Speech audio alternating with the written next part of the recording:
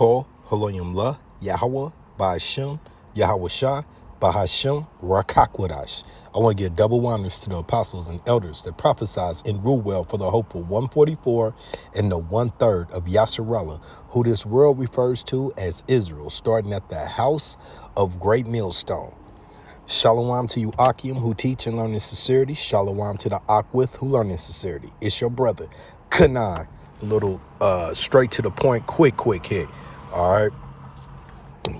Straight up liars. Okay. This new image of Nero DJT coming out, wannabe King Trump, and then the other imposter over here, Pope Leo, both who happen to just be Edomites, the E-class, okay, those who swear up and down they're white, but there's no such thing as the white race. As you see what the Pope has on right now is a white robe. His skin is not reflecting of the same color as red. Let's get to it in this little time I have. Okay, this is Job 13:4. But ye are forgers of lies, the inventor, the father of lies. Ye are physicians. Physician goes into healer, people, healing, all right, of no value. So they have nothing to offer. They are lowercase gods's, vanity, idols at best. Okay, both of these men want to be worshipped in the light of Yahweh Bashem Yahweh Shah, but at the end, where we're witnessing is their demise, their downfall. Okay, we're gonna back this up real quickly with the book of Psalms. Okay, hold on. The wicked go strange. We got that. What is this? Psalms 50.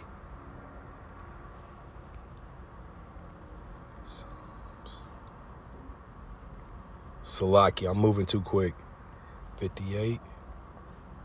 Yes, Psalms 58:3. The wicked are estranged from the womb. Okay, from the womb, from birth, the Lord has made them separated. Estranged meaning opposite directions. Okay, or estranged from the womb. They go astray as soon as they be born. After they first breath, speaking lies. Once again, they're not just liars, they're the father of it. Their poison is like the poison of a serpent. They are like the deaf otter that stoppeth her ear. So no matter how many facts we come with in truth, until the return of Yahweh Shai, they're going to disregard that the true children of Yahweh Bashem Yahweh Shai are you so-called African Americans, Native Americans, Hispanics, including you speckled birds. You may look like them, your face may be amongst them, but your seed, your heritage, your lineage goes back to Abraham, Isaac, and Jacob, and no other nation, no other nationality.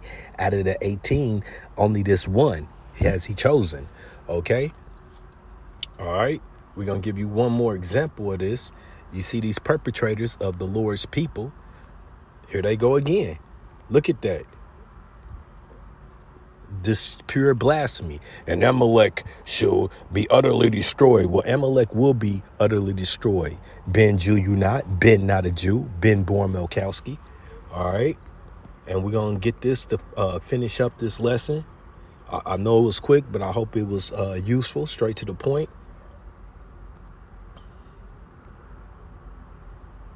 Okay. 2 Thessalonians chapter 2, verse 3. Let no man deceive you by any means, for that day shall not come. What day? The return of Yahweh Shai. Okay.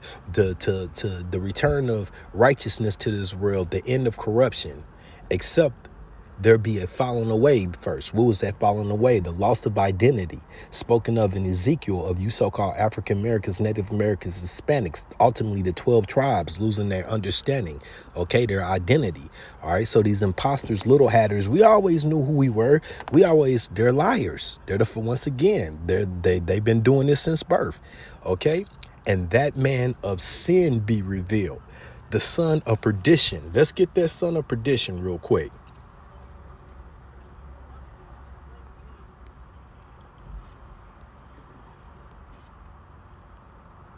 We're going to get that word real quick. Perdition. This is a G684. Strong's G 684. Apoleia. Apoleia. Destroying, utterly destruction. Is that not what they set out to conquer with their blessing, the sword, genocide?